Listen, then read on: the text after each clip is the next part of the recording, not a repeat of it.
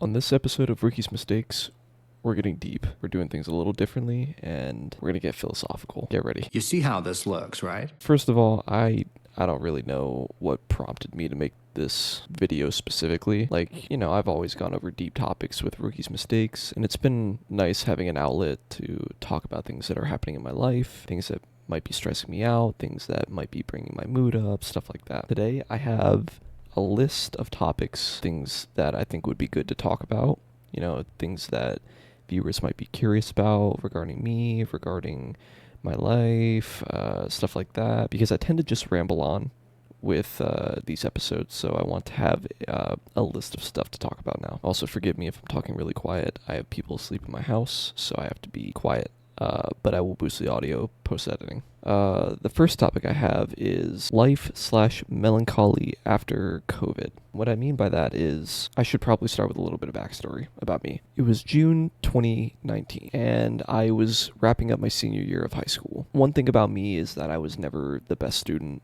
in any school, whether it was fucking elementary, middle school, high school. I'm a firm believer that I have undiagnosed ADHD.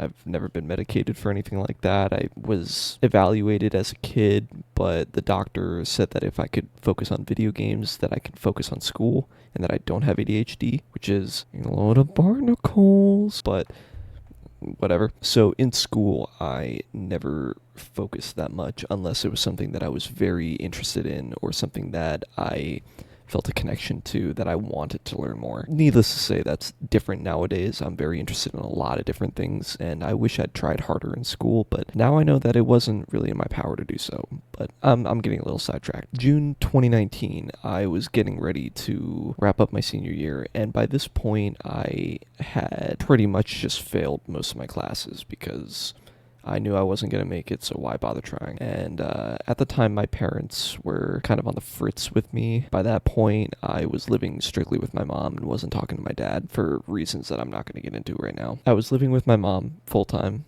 while going to school, and my mom told me that if I was going to be living with her full-time, that I needed a job on top of that to make money since, let's face it, I wasn't passing school. So June 2019, it got to the point where I was starting to do drugs and I was flunking all my classes. And there was one night where my mom caught me smoking in my room. And by that point, she had had enough. So she said, that's it. You gotta pack your stuff and go. Can't do it anymore. So by that point, I was technically homeless, couch hopping between friends' houses and whatnot. And for those of you who hear that and immediately have negative opinions about my mom, please don't. She did what she had to do at the time. Granted, I may have not agreed with it, but she did what she had to do given the circumstances, and, I mean, let's face it, I turned out okay.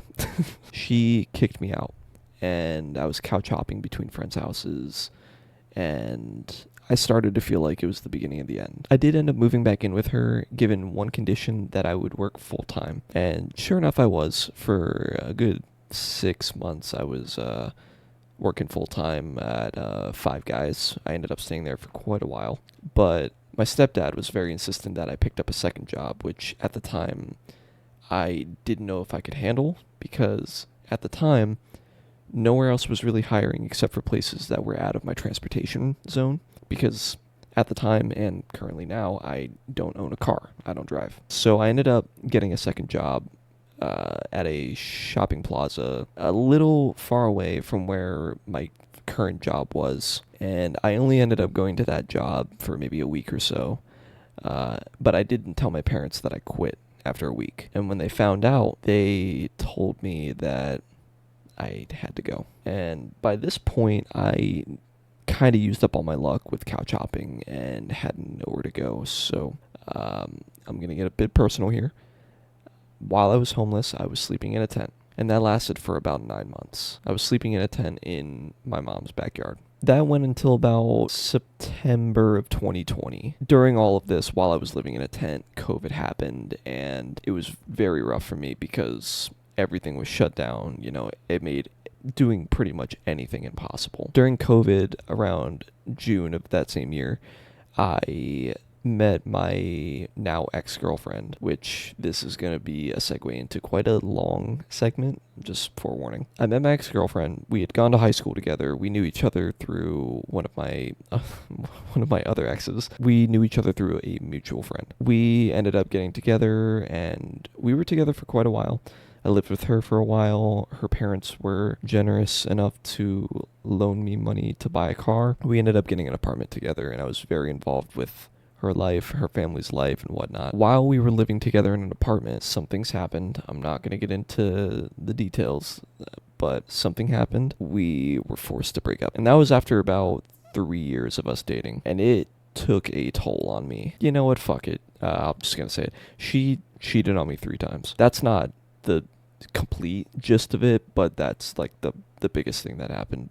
Not exactly the biggest, but one of the biggest things. It caused me over the next couple of years, even to this day, to doubt myself whether or not, where I would think to myself, was what I did in retaliation the right thing? And by retaliation, I can't really get into it without dropping specific details that may or may not be appropriate for me to talk about on YouTube. All I'm going to say is there was violence involved, not me being violent, but violence done towards me, and I was forced to call the cops, and said person spent a night in jail, and we were under a no contact order. So I was left in a state of doubt, deciding whether or not what I did by calling the cops was the right thing or not. And of course it was the right thing. You know, no one should put their hands on their partner. To be more specific, I doubted whether or not I was a good boyfriend to warrant being cheated on. And that might seem like such a silly thing to get worked up about, but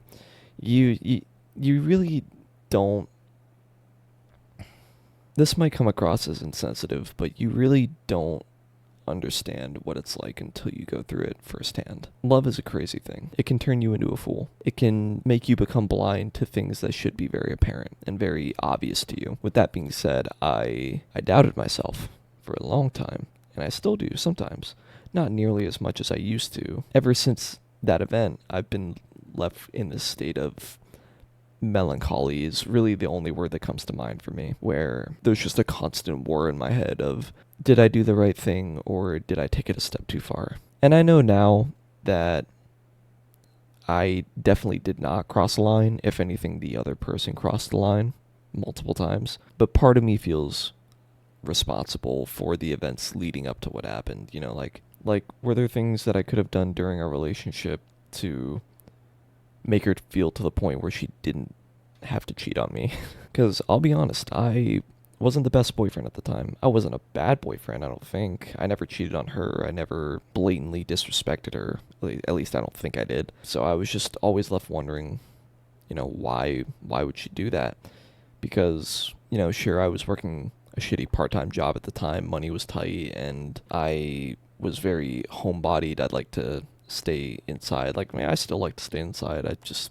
Going out is scary for me. But part of me thought to myself, was there more I could have done to make that not happen? I know now that it doesn't matter. What happened happened, and all I can do is grow from it, learn from my experiences, and live with it, which brings me into my next topic, which is, what do I want in a relationship? So as many of you know, I bring it up every episode, I'm disgustingly single.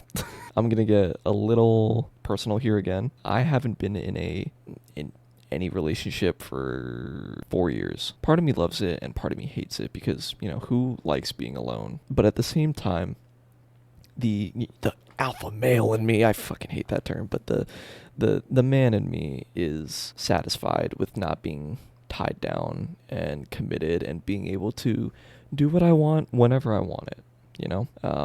But at the same time, I do miss having someone with me to, you know, conquer life together. Back to the question, what do I want in a relationship? It's a couple things. One, is it too much to ask for honesty? Honesty feels like such a rare come by these days. And that's such a sad thing to say. Like, it's really a sign of the times. It's really surprising how easy it is to lie to your partner. Honesty is a must for me. If you can't be honest with me about the little things, then I don't trust you to be honest with me about big topics like infidelity, um, commitment, life goals, stuff like that. You know, it's a must for me. Another thing that is a must for me in a relationship is, I mean, obviously I have to like you, and yeah, I've been on dates and stuff over the last few years, and none of them really left an impact on me, or if they did, they just didn't work out for some reason. I had my hoe phase too. I, slept around and shit. I'm not proud of it, but it's a part of life you gotta go through. I mean, I feel like this goes without saying. I have to like the person, we have to get along, and I would prefer someone who has the same interests as me. That's not necessarily a must. If someone's into different types of music than I'm into, that's fine. I'm always open to, you know, hearing them out, listening to new stuff. I might not like the stuff that they're into, but if I like that person enough, I'm willing to look past that. And my third and final must in a relationship has got to be, they have to be funny. I don't know what it is about a partner making me laugh or me making my partner laugh. It's probably the most redeeming part about a relationship is being able to put a smile on their face, even if it's for something stupid like making a fart joke or something. I don't fucking know, but we have to be able to laugh together. If we're serious all the time, it's just not going to end well. So we have to be able to unwind and, just enjoy each other's company. Well, enough about relationships. What else do I have on here? Where do I want to be in 5 years? Now, that's a tricky thing to answer. I kind of threw myself a curveball by writing that down in my notes. Where do I want to be in 5 years? Well, first of all, I'm hoping the YouTube channel takes off in a couple of years. I know it's probably not going to happen. I know people who it's taken a decade for them to get even triple digits on YouTube videos. It's probably going to be a while until I get a Patreon going. It's really all about commitment and how much I'm willing to put into the channel and streaming and shorts and stuff like that. So it's really up to me. But another thing I hope happens in the next couple of years is I'm able to financially recover. And by that I mean I've been living paycheck to paycheck since basically 2019. And it sucks. I fucking hate it. It's not a way to live. It's just the constant stress of thinking to myself, oh, am I going to have enough money for rent this month? Or back when I had a car, am I going to have enough gas to get home? Stuff like that. It's not fun being worried about that kind of stuff all the time. And I have friends that are well off, and I know that even they still worry about that kind of stuff because, let's face it, in this economy, it can happen to anyone. You can lose everything like that. I know that feeling doesn't really go away, at least not until you're a fucking billionaire. For the average person, I know that feeling doesn't go away. That doesn't stop me from wanting to achieve my goals and to have at least a little bit under my belt. I mentioned in the last video that I'm not unemployed anymore. That's a big dub for me. That's definitely a win, and it only gets better because now I have 2 jobs, so money's gonna be rolling in, baby. Financial stability is a big goal of mine, mainly because I want to be able to move out of Florida. And I'm about to go on a side tangent. I fucking hate Florida. It's so hot here. There's no sidewalks for me to get around with. It's expensive everywhere you go. And I live in Tampa, so it's just crowded all the time. Believe it or not, Wesley Chapel, the city I live in, I might have just doxed myself, but who cares?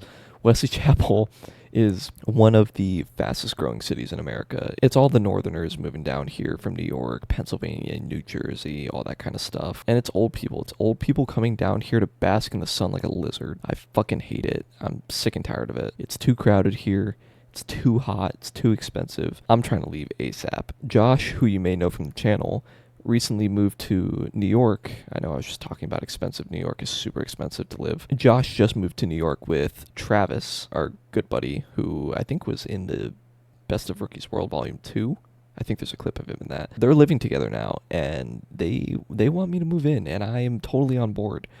It's just a matter of getting out there for me. Like, I don't have a way to move my stuff yet. I don't have the funds for rent out there yet because, let's face it, it's fucking expensive to live in New York City. And when I say the city, I mean they live in Brooklyn. So it's Cost of living out there is not cheap. But the good thing is, I mean, I wouldn't need a car out there because everything's within walking distance. But the main struggles with that would be getting enough money to get out there and to keep myself afloat until I find a job, and also finding a job out there would be kind of rough because from what I hear from Travis, the job market in the city is quite rough. It is insane. Like, Josh had to go find a job at some pizza place, and Travis does like acting work, and I think he's in school at the moment, but he's got a secure job. But Josh is kind of going through it at the moment. I'm wishing him the best, man. Godspeed to him. He fucking deserves it. Also, what the fuck was this? Why was I jerking myself? But shout out Josh and Travis. I love you both. In the next 5 years, I would like to move out there. I'd like to see myself in some other place besides Florida. I was thinking about moving out to New Mexico for a little bit, and that's like the worst place I want to go if I want to avoid heat. But rent out there is super low given the crime rate, and I wanted to get into a line of work out there that Dylan is into. Dylan is currently in the windmill industry, and I thought it was a super fascinating career to get into. I'm still looking into it. I'm not making much progress on it, but it's still in the back of my mind. So that's something that I'd like to see in the next 5 years. I wrote shit talking, and I think I know what I meant by that. So I don't know if you guys have noticed recently, if you're an avid Instagram user or any social media for that fact. You don't really see it as much on YouTube. It's mainly Instagram. But what's with all the hate lately? And I don't mean that in just a like one specific sense. I mean that in the broadest sense possible. I could go under any Instagram post, like any like main, I could go under any news article, any movie announcement, any video game update announcement, any fucking music drop announcement, like literally anything on Instagram has at least like 5 hate comments immediately right at the top. And it sucks, man. I remember I've been on Instagram since 2013, which I realize now is kind of illegal. I was 12 years old. But that's besides the point. I've been on Instagram for a long time. Only in the last, I'd say, 2 to 3 years has it really amped up with hate. It may have a lot to do with the fucking incel that's in office right now and his influence over social media and the economy and just everything. And somehow he has a following, and all of his followers just spread all of their hate over pretty much the entire internet. It's really awful. Like I'll put examples up here and here and here. It's like everywhere I go, I see comments about, oh, goy slop and, oh, fucking, oh, anti-gay, anti-trans, anti-fucking Palestine, pro-genocide, shit like that. I think to myself, like, there's no way these are real people. They have to be rage-baiting bots solely for the purpose of engagement revenue. I don't know if that makes any sense, but if you know where I'm coming from, it would make sense. Like, there's no way people are in this state of mind, and if they are, we are doomed. I couldn't help but notice it every single time I open my phone, and it's getting to the point where I am seriously considering just going off the face of the earth. Not entirely. Of course I would stay on YouTube and shit like that, but as far as Instagram, Snapchat, maybe not Snapchat, just to keep in contact with my friends, but I mean, hey, that's what text message is for. I'm seriously considering just going off the grid, social media wise. A lot of my friends have already done it. They're happier because of it. Shout out Isaac. Granted, he's back now, but he took a long hiatus. So it's something that I'm like seriously considering. But then again, I use social media and Instagram and all that stuff as like a way to keep up with current events, and maybe that's why I'm so depressed. It's because every other day there's just something worse that happens. Feels like nothing good happens anymore. It's like how you only hear about bad stuff when turning on the news. It seems like news stations never talk about good stuff unless it's local news, like in my case, Spectrum Bay News, and really just like News Channel 8 and stuff like that. Those are really the only places that you see positive news, like someone helps out the community by donating like tens of thousands of dollars to a charity, or local woman gets saved from I don't fucking know. Like, you know what I'm talking about. Whereas mainstream national news, all you ever hear about is awful shit. And maybe that's a big reason as to why I'm so turned off by social media now is because all I hear is awful shit. So I might go off the grid soon. Yeah. I have a few more things written down on here that I might talk about in a later episode, but for now I'm just going to talk about two of these main topics. The first of which being my work ethic. Yeah, I mean, I could be talking about my, my like actual like job ethic and like my work ethic and like my sense of urgency when it comes to not only finding jobs but keeping those jobs. It could also fall under the same category as my work ethic online, with my YouTube career, if you want to call it that. Shit, I could even talk about my music progress and, what I've been doing with that for the last couple of years, which I don't know if I've ever really talked about on this channel. For those who don't know, I have been making music for, the last 9 years, I want to say. Ever since 2017, technically. But I really didn't start taking it serious until, like 2019, 2020-ish. And I really didn't start to take it serious until like 2023. For a little bit of backstory, I'll backpedal a little bit. I started out as a rapper, and I know what you're thinking, like, oh, white boy turns into a rapper, he's got to be trash. I'm gonna keep it a buck. I was good. I was a good rapper. I'll leave a link in the description in case you guys want to go check out like some of my old like rap songs and whatnot. There's not many left online, but there's a few examples. So if you want, go check that out. I'm not really focused on rapping anymore. I'm more so focused on music production, beat making, and just being a producer. I find it so much more fun. And don't get me wrong, it was fun to write songs and like write raps and stuff like that, especially when I was really tapped in. Like when I was locked, I was spitting. I find it so much more enjoyable to make beats. I get to show a lot more of my creative side.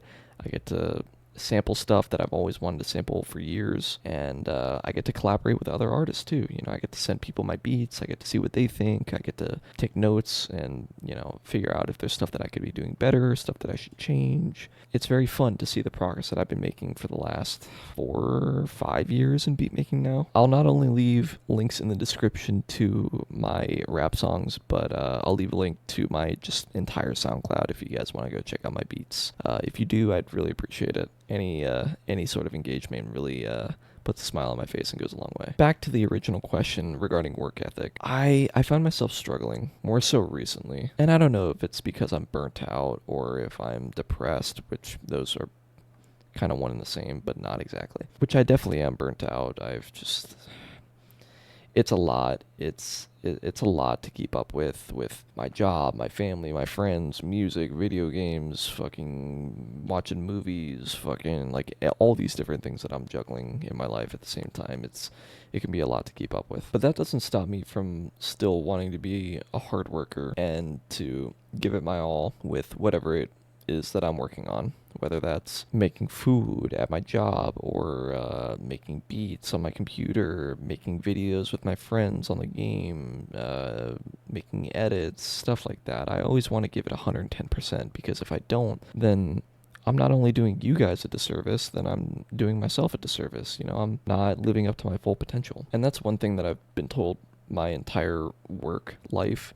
Like at most of my jobs, I usually get told that I'm an unbelievably hard worker and that I'm very committed to whatever it is that I'm in the middle of doing, which definitely makes me feel good. But at the same time, it's like with certain things, like, is it really worth it? But it's just something I tend to think about from time to time. It's not like a super big deal to me. Like, yeah, it's always great to work hard and not necessarily prove your worth, but to just show that you're capable of doing the job and then some, going the extra mile. But sometimes it's necessary to take a step back and to not kill yourself over it. The last thing that I want to talk about for this episode, and this might be an iffy topic, I really don't know how deep I can go into this topic, but that last topic is what happens after death. And I might have just shocked a bunch of you, I might have just turned you guys off, but hear me out. What really happens the moment you pass? It's something I think about a lot. Whether or not I'm scared of dying. Whether or not I'm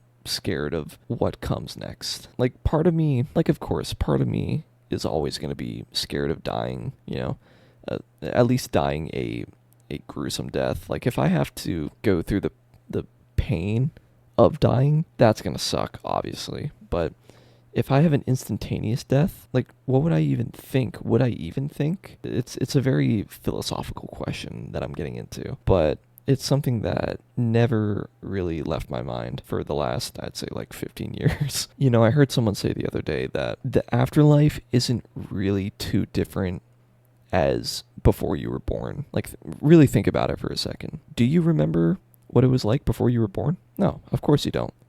It was just a state of non-existence. For all intents and purposes, that could be how it is after you die. I should probably preface by saying, like, I'm not really a religious guy. I used to be. I'm not anymore. Again, for reasons I'm not going to get into. Me personally, and, you're perfectly allowed to believe in whatever it is that you believe in. No judgment, nothing like that. It's a very safe place. But I personally don't really believe in a state of heaven or hell. I'm more scientifically grounded. And that might come across insensitive to those who do believe in heaven or hell or an afterlife or anything like that. I'll be honest, I'm not really sure what I believe when it comes to an afterlife. I think it's equally probable that there could be a heaven, there could be a hell, there could be a reincarnation period, there could be a state of non-existence. There could be a state of just pure energy watching the rest of the universe unfold and existing till the end of the universe until time is meaningless and there's nothing left. But I've always tried to be very scientifically grounded when it comes to that kind of stuff. Like, I like to research what stroke victims have to say when they periodically pass and they get brought back and they tell doctors and researchers what they saw when they were dead. And it's very fascinating stuff to read about, people who have had strokes and periodically passed and were brought back.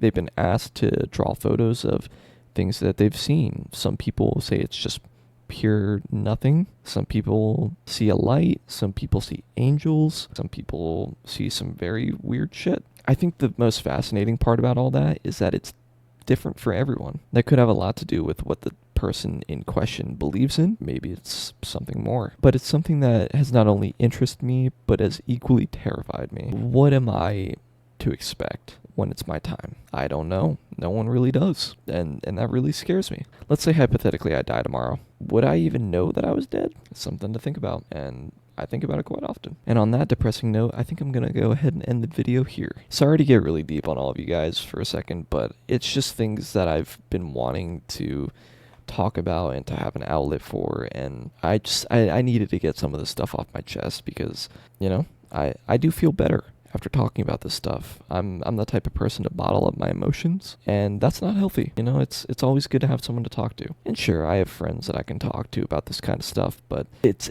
different. I can just talk about what I want, how I want, at my own pace. Whereas if I'm talking to someone one-on-one directly, I kind of have to be careful with my word choice depending on the person I'm talking to. Whether or not, they could be offended by certain things, whether or not they could be disagreed upon. It's nice to be able to have this platform to be able to talk about this kind of stuff. If any of my takes seemed outlandish or just straight up crazy, then feel free to drop a comment. Let me know how you feel about a certain topic or multiple topics, and I'm willing to talk about it. We can try to see eye to eye, and if not, then we can agree to disagree. That's perfectly fine. But on that note, I am going to end the video here. So I hope all of you have a very wonderful day/night. Thank you very much for watching. And if you haven't already, consider leaving a like or a comment, and be sure to subscribe. It is much appreciated. But I will see you all in the next episode. Bye-bye.